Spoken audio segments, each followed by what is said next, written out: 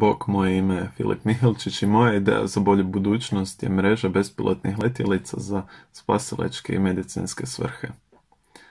Cilj bi bio postići mrežu stanica opremljenim sa bespilotnim letjelicama sposobnim za dostavljanje različitih stvari u što kraćem vremenu. Recimo da svaka od bolnica bi bila jedna od takvih stanica.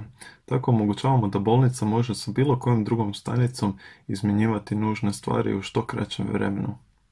Stanice bi isto imale i mogućnost odmah nakon zaprimljenog hitnog poziva lansirati letjelicu koja bi na lokaciju dostavila paket koji u sebi sadrži sve nužne stvari za pružanje prve pomoći.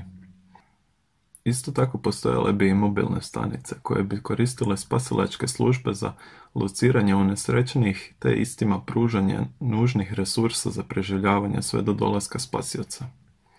Ja mislim da bi ova ideja spasila veliki broj života te se nadam da će se jednog dana ostvariti. Lijep pozdrav!